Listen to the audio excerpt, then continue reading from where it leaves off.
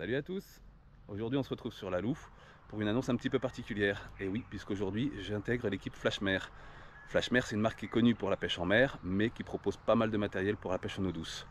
Et en particulier la gamme Yozuri avec des leurres dures très intéressants. C'est la marque phare de la marque Flashmer, mais on a intégré aussi Owner pour les hameçons, les têtes plombées, et là on a de quoi s'amuser, et moi en particulier je vais m'amuser sur les hameçons simples. À rééquiper mes leurres dures en hameçons simples, chez Owner, on a vraiment de quoi faire. Mais il n'y a pas que ça, puisqu'on a aussi Trèfle Création. Trèfle Création, c'est la gamme de Hiroshi Takahashi, qui est un célèbre crafteur de leurre, concepteur de leurre même, qui nous a concocté des nouveautés en leurre dure assez intéressantes, particulières. C'est original, c'est pas des leurres auxquelles on pourrait s'attendre sur le marché, mais ça fait vraiment la différence au niveau des pêches, au niveau de l'approche sur les poissons. Donc plein de concepts intéressants à explorer encore. Et puis après des marques plus ou moins connues, mais qui font partie quand même du paysage du leurre, donc comme la gamme Yoom, avec des leurres pour le bass, pour la perche, pour le sandre, vraiment de quoi faire. Et pour le brochet, bien sûr, Lunker City, pour ne pas les citer non plus. Et donc voilà, moi je vais m'amuser avec tout ça, j'ai plein de choses à découvrir. Et donc on va s'amuser avec le matériel que propose Flashmer pour la pêche en eau douce. Et bien sûr, quand j'en aurai l'occasion, en mer, évidemment. Et aujourd'hui, on va pêcher un petit peu la truite. J'ai une petite canne Stretch Tackle à tester, voir ce que ça donne. Moyenne gamme, mais pour le ressenti pour l'instant très très bon, donc on va tester ça. J'ai monté ça avec un petit moulinet Shimano.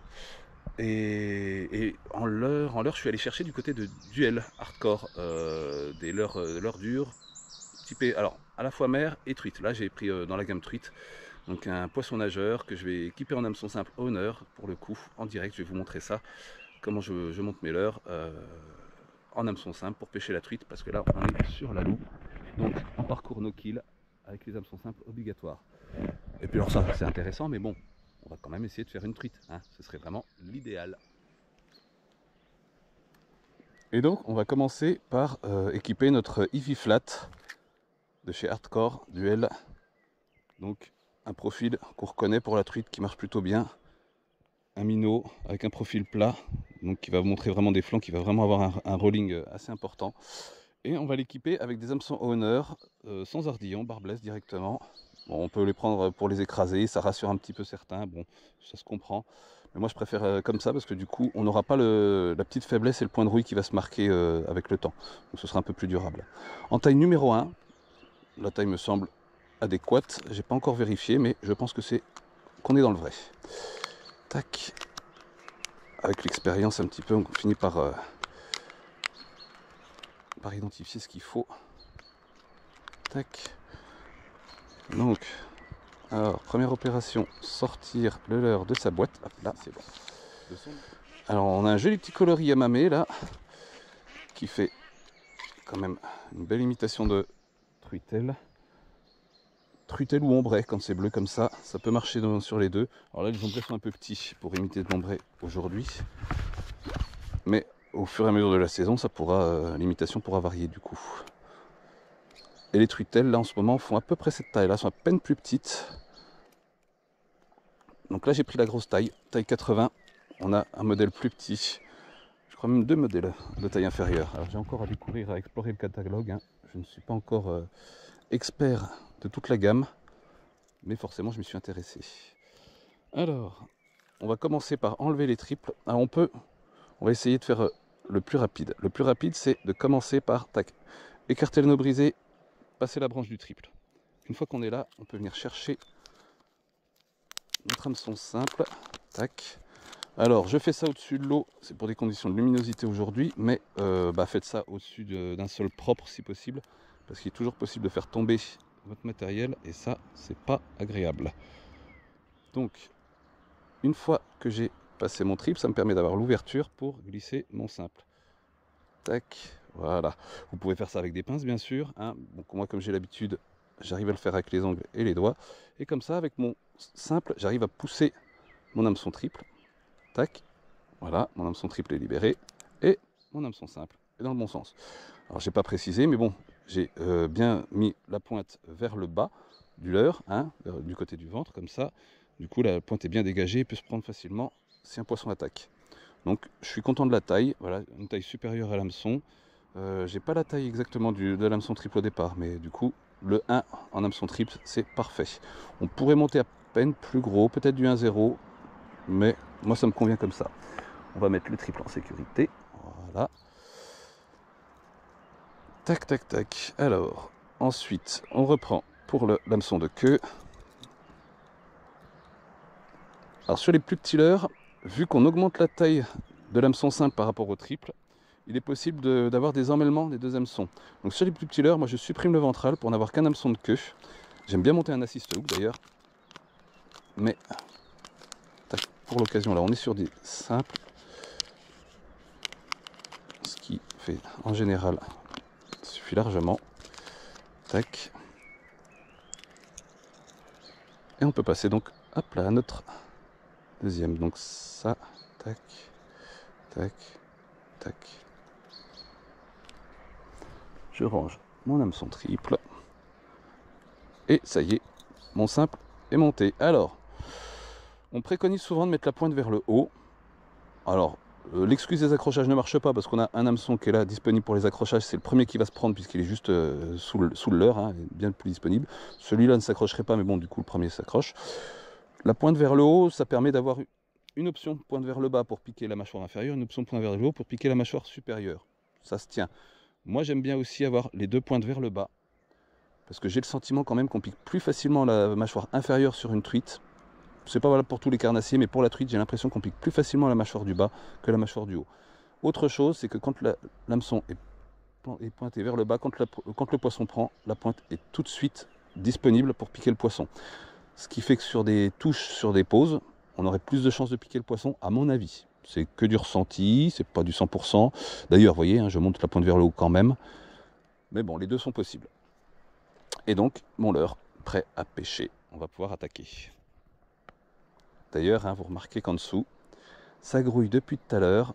On a du verron à gogo. Alors là, ça mange. Je vois quelques poissons un peu colorés. Est-ce qu'il y a de la fraye? Non, on n'est pas sur une frayère. La frayère, elle serait plus loin dans les courants, peut-être, s'il y en a une. Ce qu'on appelle aussi les verronnés. Quand on a des gros bancs de verron qui se rassemblent et les truites qui viennent taper dedans, ça, si j'arrive à en voir, ce serait magnifique. Parce que là, avec un leurre comme ça, on a moyen de les déranger et puis de les faire taper.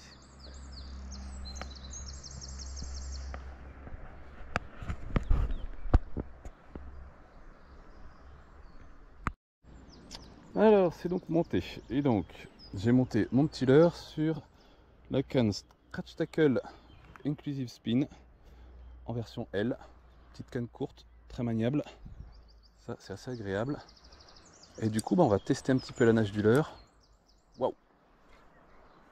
Alors, ça descend très très vite. Ça papillonne, ça part un peu dans tous les sens. Bon, voilà, c'est parce que je suis sous la canne, donc avec le maintien du fil. Et ça oscille très très vite de côté. Ouais. On a vraiment les flancs qui ondulent. Je sais pas si vous voyez bien, je vais vous mettre comme il faut. Tac. Ah, avec les flèches, vous voyez peut-être pas. Mais du coup, ouais, la nage est très intéressante. Donc pour les twitch, on va twitcher, laisser repartir le leurre. Vraiment une animation très saccadée pour exciter l'agressivité des poissons. Vraiment un poisson qui est en fuite et qui serait disponible. On va commencer par quelques lancers ici là devant. Même si j'ai fait un peu de bruit, je ne vais pas insister trop longtemps parce que quand on les a dérangés comme ça, c'est pas le meilleur créneau. Et ben pour une canne L, là je suis en maximum de grammage en action. Ça travaille bien, ça travaille très bien, je trouve. J'avais un peu peur qu'elle soit un peu trop souple et qu'elle n'aime pas du coup un gros leurre comme ça, mais non, ça travaille très bien. Alors vous voyez, moindre coup de sion, je vois les flancs qui partent dans tous les sens, de tous les côtés. C'est très évocateur ça. Moi ça me plaît et je pense que ça va plaire aux truites. Alors, une petite zone calme là qui est très sympa. Donc hardcore duel trout Ivy Flat 80S.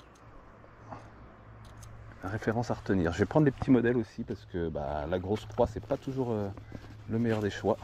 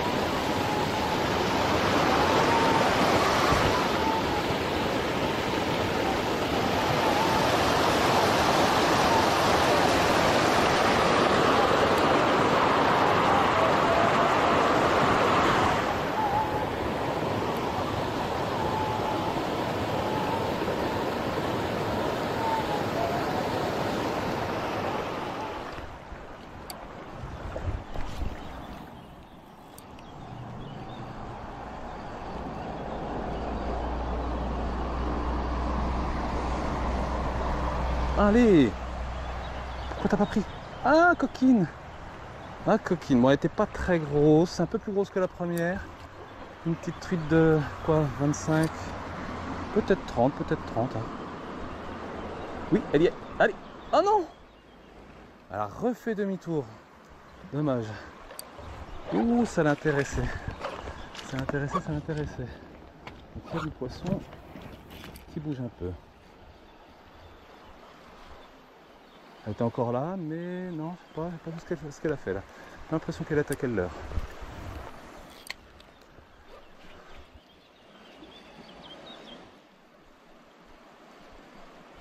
J'ai revu bouger. Elle est...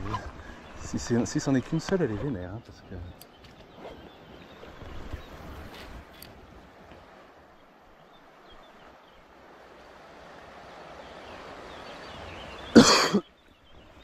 Ah, c'est dommage.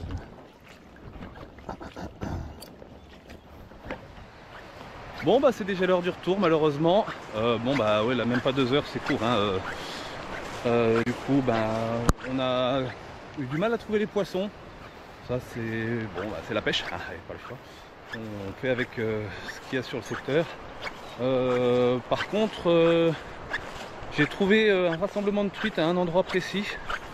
Ce qui est un peu curieux parce que sur tout le long du secteur, il n'y avait pas grand chose. Et sur un radier avec beaucoup de courant, là, il y avait 3-4 truites de 20-25.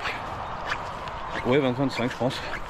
Qui ont pas mal suivi, qui ont attaqué. Alors ça c'est ce que j'ai vu, donc on peut imaginer qu'il y avait autre chose. J'ai pas effrayé de grosses truites, ce qui ici normalement est fréquent. Parce qu'on a un secteur vraiment où il y a de la grosse truite qui peut traîner, plus de 50. Pas aujourd'hui. Ah, bon, je sais pas où elles étaient cachées. Et je n'ai pas pu les trouver.